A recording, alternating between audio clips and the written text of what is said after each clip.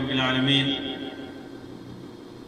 الرحمن الرحيم مالك يوم الدين والصلاة والسلام على سيد المرسلين وعلى آله وصحبه أجمعين أما بعد. محترم سامعین و ناظرین، اسلامی کیلنڈر کے حساب سے یہ رجب کا مہینہ چل رہا ہے. رجب کا مہینہ یہ ان مہینوں میں سے ہے جس کی عظمت اور فضیلت کا بیان اللہ رب العزت نے اور اس کے نبی مکرم صلی اللہ علیہ وسلم نے کیا ہے.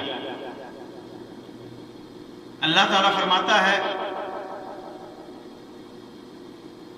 اعوذ باللہ من الشیطان الرجیم ان عدۃ الشہور عند اللہ 12 شہرا فی کتاب اللہ یوم خلق السماوات والارض منها 4 حرم. اللہ کے نزدیک مہینوں کی تعداد 12 ہے. یہ اس دن سے ہے جس دن کے اللہ تبارک و تعالی نے آسمان اور زمین اور آسمانوں کو پیدا کیا تھا. یہ اسی دن سے اللہ تبارک و تعالی کے لوح محفوظ میں یہ چیز لکھی ہوئی ہے. اور ان 12 مہینوں میں سے 4 حرمت والے ہیں. 4 حرمت والے ہیں. ابو بکر رضی اللہ تعالیٰ عنہ کی روایت صحیح بخاری اور صحیح مسلم کے اندر ہے. اللہ کے رسول صلی اللہ علیہ وسلم نے ارشاد فرمایا: ان الزمان قد استدار كهيئته يوم خلق السماوات والارض. زمانہ، یہ اللہ کے رسول صلی اللہ علیہ وسلم نے حجۃ الوداع کے اندر آپ نے خطبہ دیا تھا. اسی خطبے میں آپ نے فرمایا تھا کہ زمانہ اپنے اس حیت پر لوٹ گیا ہے جس دن کے اللہ تبارک و تعالیٰ نے آسمانوں اور زمین کو پیدا کیا تھا. السنۃ 12 شہرا، مہینے سال کے 12 ہیں. منها 4 حرم، جن میں سے 4 حرمت والے مہینے ہیں. 3 متوالیات، وہ حرمت والے مہینے 3 لگاتار ہیں: ذوالقعدہ، ذوالحجہ اور محرم. اور 4تھا مہینہ ہے رجب مضر الذي بين جمادى وشعبان. مضر کا وہ رجب جو جمادہ اور شعبان کے بیچ میں آتا ہے، یعنی اس سے پہلے جمادہ ہے، یعنی جمادہ ثانیہ ہے یا جمادہ الاخرى، اور اس کے بعد شعبان کا مہینہ آتا ہے. شعبان یعنی رمضان سے پہلے جو آتا ہے. دونوں کے بیچ میں جو مہینہ ہے وہ ہے. دراصل مضر جو قبیلہ تھا، مضر عرب میں جو قبیلہ تھا، وہ لوگ رجب کو ادھر ادھر نہیں کرتے تھے. اس کے اندر کوئی تبدیلی یا کوئی تغییر نہیں کرتے. ان کے برخلاف عرب کے لوگ اپنے دنیاوی مقاصد حاصل کرنے کے لیے مہینوں میں تبدیلی کرتے تھے. نسی کہا گیا ہے قرآن کے اندر، نسی کہا گیا ہے، یہ زیادہ ہے. اور یہ کفر اللہ تبارک و تعالیٰ نے سورۃ التوبہ کے اندر کفر سے اسے تعبیر کی ہے. تو وہ لوگ اسے بدلتے تھے. ایک سال ایک مہینے کو حرام کر لیتے تھے، ایک سال ایک مہینے کو حلال کر لیتے تھے. اصل میں جنگوں سے بچنے کے لیے یا جنگ کرنے کے لیے، اپنی دنیاوی مقاصد حاصل کرنے کے لیے وہ ایسا کرتے تھے. بسا اوقات تو ایسا ہوتا تھا کہ حج کا مہینہ یا تو مؤخر کر دیتے تھے یا مقدم کر دیتے تھے. لیکن یہ مضر جو قبیلہ مضر تھا، وہ لوگ اس کے اندر تبدیلی نہیں کرتے تھے، کوئی تغییر یا تبدیلی نہیں کرتے تھے. اسی وجہ سے اللہ کے رسول صلی اللہ علیہ وسلم نے فرمایا کہ مضر سے وہ مضر نہ مراد لیا جائے جو دیگر قبیلے والے لیتے ہیں، بلکہ مضر سے مراد وہ مضر ہے، رجب سے مراد وہ رجب ہے جو مضر قبیلہ مضر کا رجب ہے۔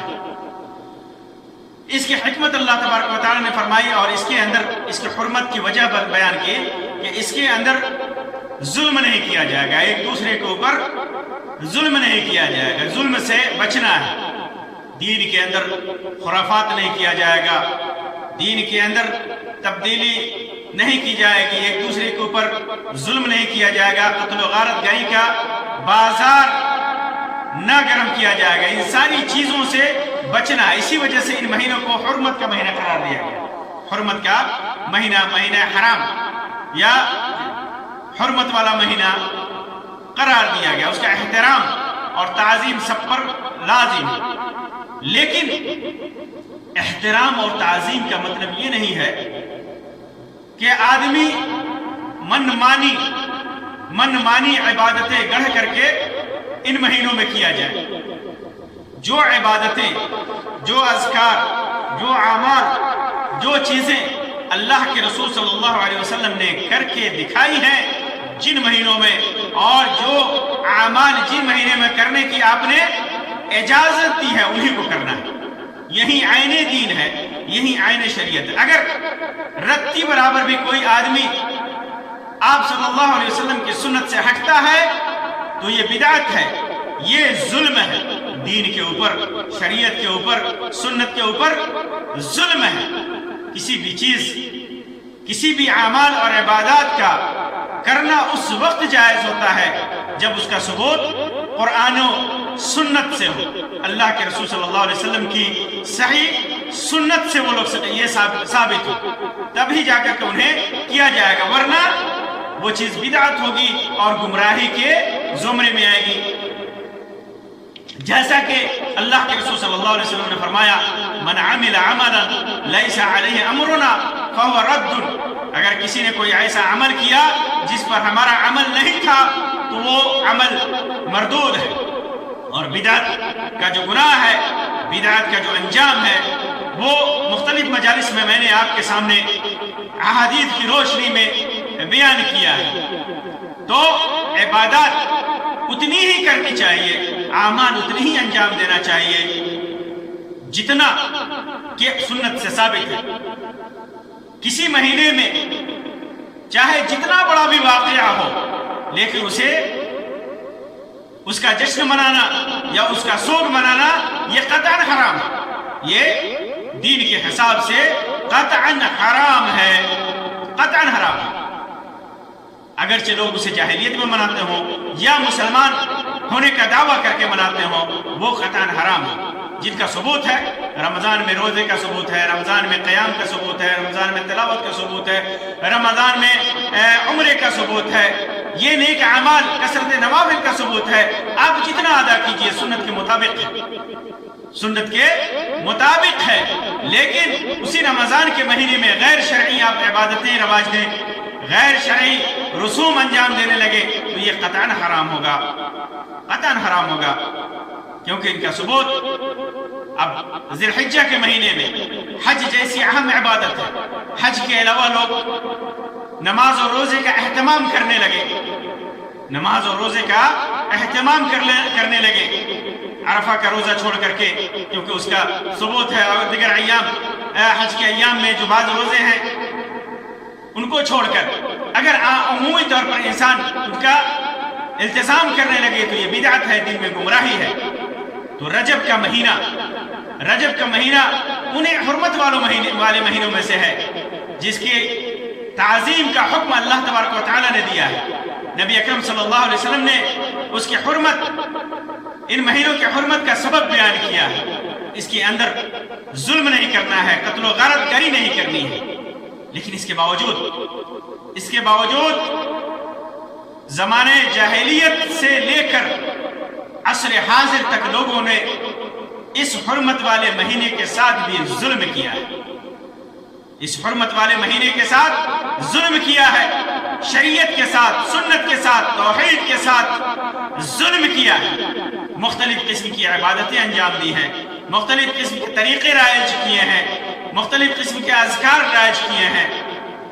آئیے میں آپ کے سامنے ان کی انہی بدعات میں سے، انہی گمراہیوں میں سے چند کا تذکرہ کرتا ہوں۔ یوں تو گمراہیاں دنیا میں، بدعات دنیا میں مختلف ہوتی ہیں، بعض بدعتیں کسی علاقے میں ہوتی ہیں، بعض بدعتیں کسی اور علاقے میں نہیں ہوتی ہیں، وہی بدعت کسی اور علاقے میں نہیں ہوتی۔ ایک بدعت کسی علاقے میں اس کا طریقہ دوسرا ہوتا ہے، اور ایک بدعت کسی علاقے میں اس کا طریقہ دوسرا ہوتا ہے۔ سنت اس کے برخلاف ہے۔ سنت پوری دنیا میں ایک طرح سے ادا کی جاتی ہے۔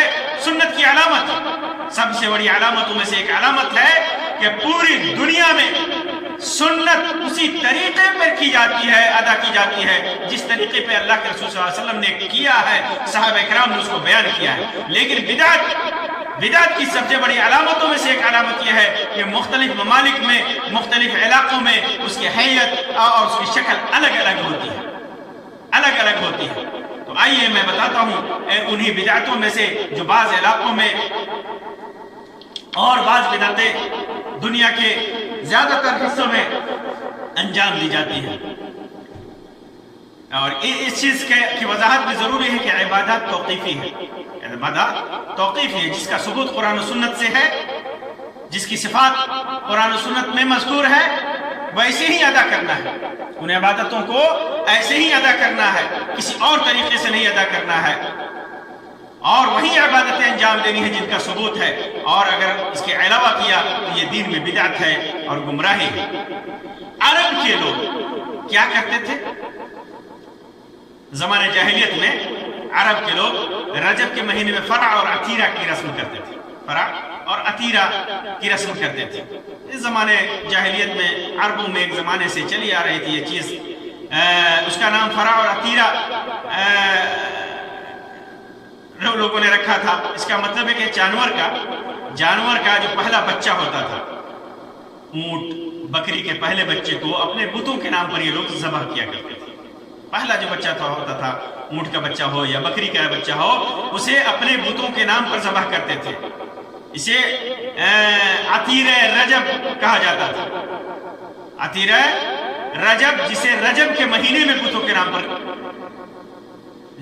ذبح کرتے تھے۔ عتیرہ رجب، فرع عمومی، فرع اور عتیرہ یہ عمومی دیگر مہینوں میں بھی اونٹ کا جو پہلا بچہ ہوتا تھا یا بکری کا پہلا بچہ ہوتا تھا، یہ بتوں کے نام پر، معبودان باطلہ کے نام پر یہ ذبح کرتے تھے۔ اور عتیرہ رجب اس جانور کو کہتے تھے یہ لوگ جسے ماہ رجب میں بتوں کے نام پر قربان کرتے تھے۔ عید الاضحیٰ کی طرح یہ چیز ان میں عام طور پر رائج تھی۔ اسلام جب آیا تو نبی اکرم صلی اللہ علیہ وسلم نے کچھ عرصہ کے بعد اس قبیح رسم کا خاتمہ کر دیا۔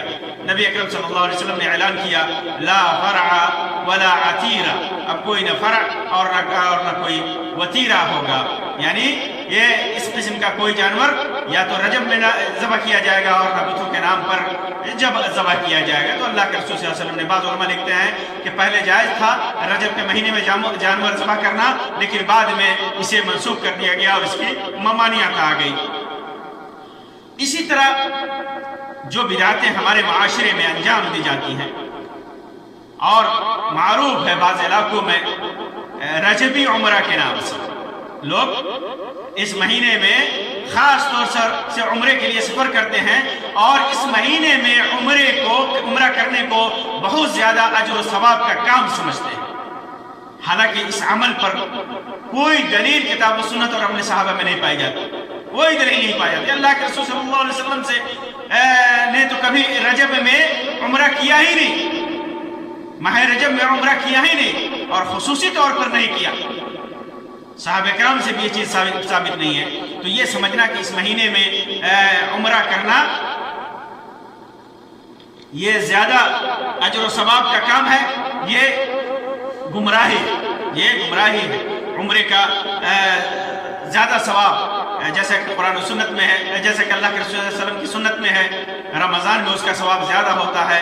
اسی طرح حج کے ایام میں عمرہ کرنے کا بیان سنت کی کتابوں میں موجود ہے۔ اسی طرح دوسری بدعت جو انجام دی جاتی ہے اس کا نام ہے صلاۃ الرغائب، رغائب کی نماز۔ یہ بدعت اللہ کے رسول صلی اللہ علیہ وسلم کی وفات کے تقریباً 500 سال بعد دین میں لوگوں نے داخل کیا ایجاد کر کے، ایک من گھڑت روایت کو بنیاد بنا کر اس بدعت کی عمارت کھڑی کی گئی، اس بدعت کو رواج دیا گیا۔ اس موضوع روایت کے مطابق ایک نماز ہے جس کا نام اس کے گھڑنے والوں نے صلاۃ الرغائب رکھا۔ یہ نماز ماہ رجب کے پہلی جمعرات کو روزہ رکھنے کے بعد، ماہ رجب المرجب کی جو پہلی جمعرات آتے کا پہلا جو جمعرات کا دن ہوتا ہے، اس کا جو پہلا روزہ رکھتے ہیں، پہلے جمعرات کا روزہ یہ لوگ رکھتے ہیں، تو جمعہ کی رات میں مغرب اور عشاء کی نمازوں کے درمیان یہ نماز ادا کی جاتی ہے، یہ نماز ادا کی جاتی ہے۔ اس نماز کی 12 رکعتیں ہوتی ہیں، ان کا اپنا من گڑا ہوا طریقہ ہے، من گڑت طریقہ ہے۔ اس نماز کی 12 رکعتیں ہوتی ہے، ہر 2 رکعت کے بعد سلام پھیرا جاتا ہے۔ نماز کی ہر رکعت میں سورۃ الفاتحہ کے بعد 3 مرتبہ سورۃ القدر اور 12 مرتبہ سورۃ الاخلاص پڑھی جاتی ہے۔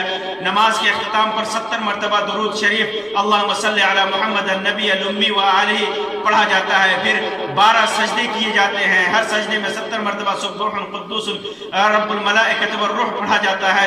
سجدے کے بعد دعا کرتے ہیں رب اغفر رب ورحم وتجاوز عما تعلم انک انت عزیز العظم، 70 مرتبہ پڑھتے ہیں۔ پھر دوسرے سجدے میں بھی اسی طرح کیا جاتا ہے۔ اس کے بعد نماز پڑھنے والا اپنی جو بھی حاجت بیان کرے گا اور ان کا عقیدہ ہے کہ وہ حاجت پوری کی جائے گی۔ اس خود ساختہ اور من گھڑت نماز کی ایسی مبالغہ آمیز فضیلتیں بیان کی گئی ہیں جن سے یہ نماز خود بخود باطل اور بدعت ثابت ہو جاتی ہے۔ جیسے کہ اس نماز کی ادائیگی پر اس کے سارے گناہ معاف کر دیے جاتے ہیں، چاہے وہ سمندر کی چھاد اور درختوں کے پتوں کے برابر ہو۔ قیامت کے روز اپنے خاندان کے اس نماز کا پڑھنے والا قیامت کے دن اپنے خاندان کے 70 افراد کی سفارش کر سکے گا۔ اس نماز کا ثواب یہ ہے کہ جب قبر میں آئے گا تو صاحب قبر اس سے کہے گا کہ تم کون ہو؟ یہ نماز آئے گی تو صاحب قبر کہے گا کہ تم کون ہو؟ اللہ کی قسم میں نے تم سے زیادہ حسین اور خوشبودار جسم نہیں دیکھا۔ یہ نماز کہے گی کہ میں تمہاری اس نماز کا ثواب ہوں جو تم نے رجب کے فلاں رات میں پڑھی تھی۔ آج میں تمہارا حق لوں گا، قبر میں تمہاری تنہائی دور کروں گا، تمہاری وحشت کو دور کروں گا، روز قیامت میں تمہارے سر پر سایہ فگن رہوں گا اور تم کبھی خیر سے محروم نہیں رہو گے۔ پھر وہ خوشخبری سنائے گا کہ آج تم میری عذاب سے، میری وجہ سے عذاب قبر سے بچ جائے گا۔ یہ نماز لوگوں نے اس کی مختلف فضیلتیں بیان کی۔ علماء اکرام علامہ ابن الجوزی وغیرہ نے اس روایت کو موضوع من گھڑت قرار دیا ہے، اور سب سے پہلے یہ نماز سن 80 ہجری میں بیت المقدس میں ادا کی گئی۔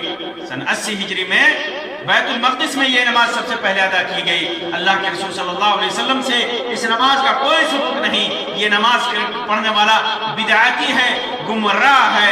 جو بھی اس نماز کو پڑھے گا یہ نماز الٹا ثواب کا کام ہونے کے بجائے اس کے لیے وبال جان ہوگا، اور قیامت کے دن اللہ تبارک و تعالی، اللہ کے رسول صلی اللہ علیہ وسلم ایسے انسان کو حوض کوثر سے دور بھگائیں گے، دھتکاریں گے۔ اسی طرح دوسری نماز جس کا نام دوسرا عمل یا دوسری بدعت جو اس ماہ رجب میں اہل بدعت کرتے ہیں وہ ہے دعائے داؤد یا دعائے ام داؤد یا صلاۃ ام داؤد۔ یہ نصف رجب کو کرتے ہیں، رجب کی 15ویں تاریخ کو۔ اس دعا کو یا اس نماز کو، اس عبادت کو کا ذکر شیعہ عالم عباس القمی نے کیا ہے، عباس القمی نے کیا ہے۔ یہ بعض لوگ اس سلسلے میں یہ دعویٰ کرتے ہیں کہ یہ ام داؤد جو ہے حسن المثنی کی بیوی تھی۔ ام داؤد یہ حسن المثنی کی بیوی تھی، اور امام صادق رحمت اللہ علیہ کی ماں تھی جو رضائی بیٹے تھے۔ ان کے رضائی بیٹے تھے امام جعفر صادق، یہ ان کے رضائی بیٹے تھے، اور ان کے بیٹے کا نام داؤد تھا، داؤد ابن الحسن، جن کی وجہ سے ان کو ام داؤد کہا جاتا ہے۔ اس سلسلے میں ان کا عقیدہ ہے کہ یہ عبادت کرنے سے، یہ دعا کرنے سے حاجتیں پوری ہوتی ہیں، مصیبتیں دور ہوتی ہیں، ظلم جو مظلومیت ختم ہوتی ہے، بادشاہ وغیرہ کے ظلم سے آدمی بچا رہتا ہے، ظلم ختم ہوتا ہے۔ دراصل ہوا یہ تھا کہ داؤد اور داؤد ابن داؤد یا ابو داؤد کے اوپر کو قید کیا تھا منصور جو خلیفہ تھا، اور عراق میں لے جا کر انہیں بند کر دیا تھا۔ داؤد نے بہت زیادہ لوگوں سے دعائیں کی، تضرع کیا، اور علماء سے زہاد سے کہا تھا دعا کرنے کے لیے، لیکن وہ قید و بند کی صحبت ختم نہیں ہوئی۔ اسی وقت بعض لوگوں نے، بعض روایتوں کے مطابق امام صادق نے کہا تھا کہ تم ایسی عبادت کرو، ایسی عبادت کرو، اور ایسی دعائیں کرو، ایسی عبادت کرو 15 رجب۔ اور یہ کب ہوتا تھا؟ جب ایام 20 کا روزہ رکھنے کے بعد، جیسے 13، 14 اور 15 کا روزہ رکھنے کے بعد 15 رجب کو ظہر کے وقت یہ دعائیں کرو۔ اس دعائیں پھر اس میں کے اندر لمبی من گڑت دعائیں مروی ہیں، اور اس کے اندر داؤد جب یہ اعمال کیے انہوں نے مختلف من گھڑت دعائیں اور مختلف طریقہ، زوال کے وقت جیسے ظہر کے وقت 15ویں رجب میں غسل کر کے، جب ظہر کا سورج ڈھل جائے اور ظہر اور عصر کی نماز سے کے بیچ میں خوب اچھی طریقے سے رکوع اور سجدہ کرتے ہوئے، ایک دم تنہائی میں کوئی انسان بات کرنے والا نہ ہو، اور نماز پڑھے، اور نماز پڑھنے کے بعد قبلہ رخ ہو کر کے، نماز سے فارغ ہو کر کے قبلہ رخ ہو کر کے الحمدللہ 100 مرتبہ، سورۃ الاخلاص 100 مرتبہ، آیت الکرسی 10 مرتبہ، پھر اس کے بعد سورۃ الانعام، بنی اسرائیل، سورۃ الکہف، سورۃ لقمان، سورہ یاسین، صافات، حامیم سجدہ، حامیم عین سین قاف، حامیم الدخان، سورۃ الفتح، واقعہ والملک، یہ سب پڑھ لے، اور پھر اذا السماء انشقت، اور اس کے بعد قرآن کا آخری حصہ پڑھ کر کے دعا کرے۔ اس کے بعد من گھڑت دعا ہے، لمبی دعا ہے، اس چھوٹی سی مجلس میں بیان کرنا لمبا وقت چاہیے۔ وہ دعا کرے تو یہ مصیبت دور ہوگی اور آزادی نصیب ہوگی داؤد کو اور داؤد کو۔ تو ایسا کیا انہوں نے، تو من گھڑت روایتوں میں ہے، ان لوگوں نے روایت کری کہ اللہ کے رسول صلی اللہ علیہ وسلم نے خواب میں آ کر کے دکھایا کہ تمہاری دعا قبول ہو گئی ہے اور تمہارے اوپر آسانی ہوگی۔ تو یہ من گھڑت دعا ہے، اور شیعوں کی ایجاد شدہ ہے، اور بدعت ہے، دین میں گمراہی ہے۔ اسی طرح اور ایک اور بدعت جو ایک رجبی کونڈے کے نام سے ہے، مکروہ اور خطرناک بدعت ہے، یہ نہایت ہی مشہور اور نہایت ہی مکروہ اور خطرناک بدعت ہے۔ بہت سے لوگ ماہ رجب کی 22 تاریخ کو امام جعفر صادق رحمہ اللہ کے نام کے کوڑے بھرتے ہیں، امام جعفر صادق رحمہ اللہ کے نام کے کونڈے بھرتے ہیں۔ اس بدعت کو ثابت کرنے کے لیے جھوٹی کہانی گڑھی گئی ہندوستان وغیرہ کے بعض کتابوں میں لوگوں نے لکھا ہے، جیسے داستان عجیب نامی کتاب، اسی طرح نیاز نامہ امام جعفر صادق نامی کتاب کے اندر کے عنوان سے داستان عجیب نامی کتاب کے اندر یہ واقعہ ذکر کیا لوگوں نے، من گڑت واقعہ کہ مدینہ طیبہ میں ایک غریب لکڑہارے کی بیوی وزیر کے محل میں جھاڑو دیا کرتی تھی۔ ایک دن اس نے دیکھا کہ وزیر کے محل کے باہر امام جعفر صادق اپنے ساتھیوں سے فرما رہے تھے کہ جو شخص ماہ رجب کی 22 تاریخ کو غسل کر کے صاف ستھرا ہو کر کے میرے نام کی پوریاں بنا کر کھیر 2 کونڈوں میں بھر کر میرے نام پر فاتحہ کرے اور بارگاہ الہی میں اپنی مراد اور حاجت پیش کرے، اگر اس کی حاجت پوری نہ ہو تو کل قیامت کے دن میرا گریبان پکڑ لے۔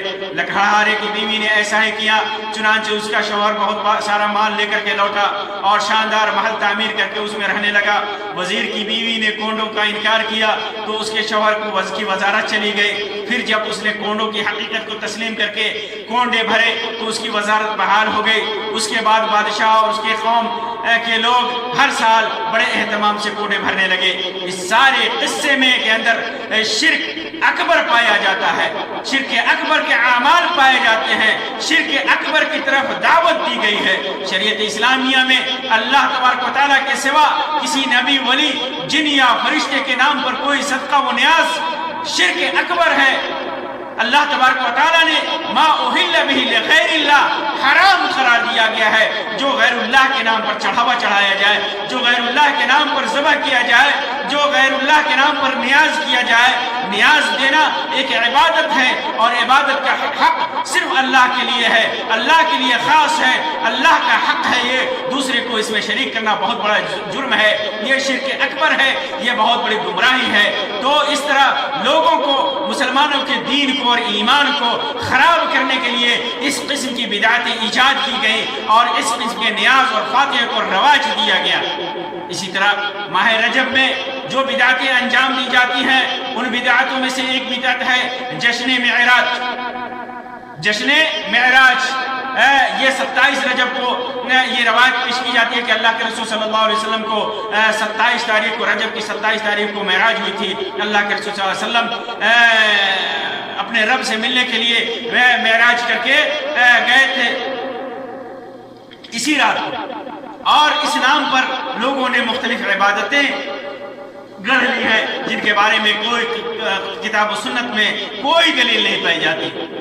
27ویں رات کو قیام کرنا، نماز شب معراج پڑھنا، نماز شب معراج پڑھنا، محفل منعقد کرنا، واقعہ اسراء و معراج پڑھنا کہ یہ رات یہی معراج کی رات ہے، بغیر کسی شرعی دلیل سے بعض ایام کو دیگر ایام پر فوقیت دینا یا انہیں افضل سمجھنا نہایت غلط عقیدہ ہے، چاہے وہ معراج کی رات ہی کیوں نہ ہو، معراج کی رات ہی کیوں نہ ہو۔ اس رات کو جشن منانا اور عبادتوں کے لیے خاص کرنا یہ بدعت ہے، یہ گمراہی ہے اور نامناسب عمل ہے، جس کا قرآن و سنت میں سب سے پہلے تو معراج کی رات 27 رجب کو ہوئی، یہی ثابت نہیں ہے صحیح روایتوں سے۔ اگر ثابت ہو بھی جائے تو پھر اس قسم کے عبادتیں اور جشن منانا یہ قرآن و سنت کے خلاف ہے۔ نہ اللہ کے رسول صلی اللہ علیہ وسلم نے اپنے مدینے کی 10 سالہ زندگی میں کیا ہے، نہ آپ کے بعد صحابہ کرام نے ایسا کیا ہے۔ اسی طرح اس کے علاوہ بھی رجبی صیام و قیام خاص طور سے اس مہینے کی لوگ یہ بدعت کے طور پر مناتے ہیں، یہ مناتے ہیں، رجبی صیام و قیام کرتے ہیں۔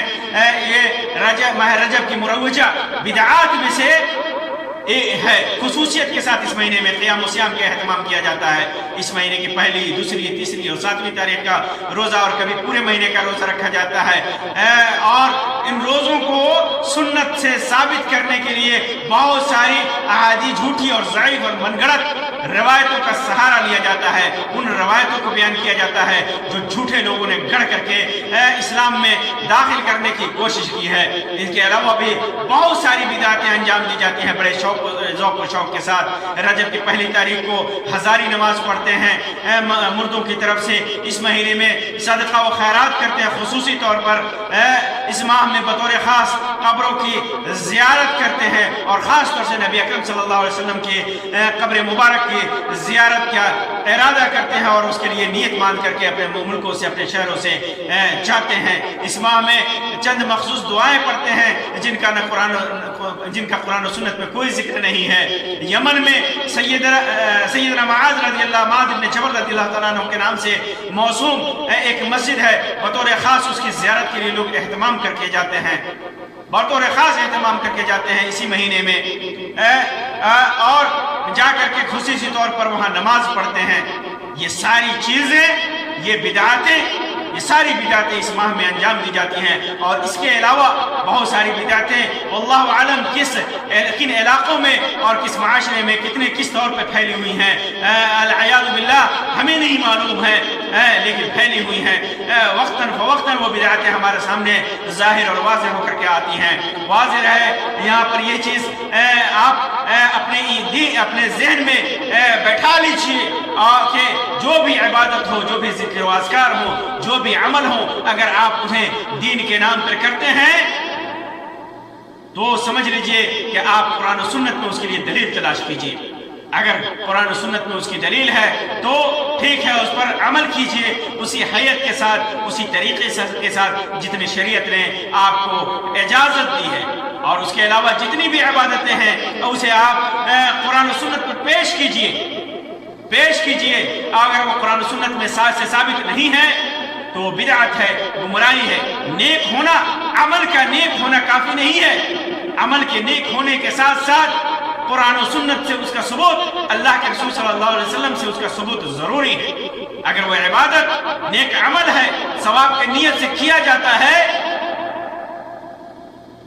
تو اگر سنت سے ثابت نہیں ہے تو بدعت ہے، گمراہی ہے، خرافات ہے، اور قیامت کے دن عذاب کا سبب ہے، پھٹکارے جانے کا سبب ہے۔ تو اللہ کی قربت کے لیے کسی بھی عبادت کو سنت کے مطابق ہی انجام دینے کی کوشش کیجیے۔ اللہ تبارک و تعالیٰ سے دعا ہے کہ ہم تمام مسلمانوں کو اللہ تبارک و تعالیٰ بدعت و خرافات اور شرکیات سے دور رکھے۔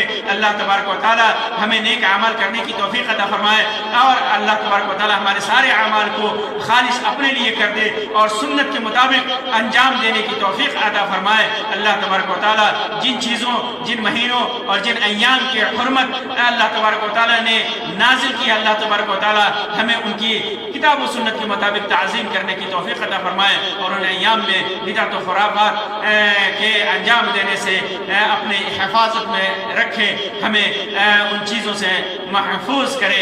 آمین یا رب العالمین، وآخر دعوانا ان الحمدللہ رب العالمین، وصلی اللہ علی خیر خلقہ وسلم، والسلام علیکم ورحمۃ اللہ وبرکاتہ۔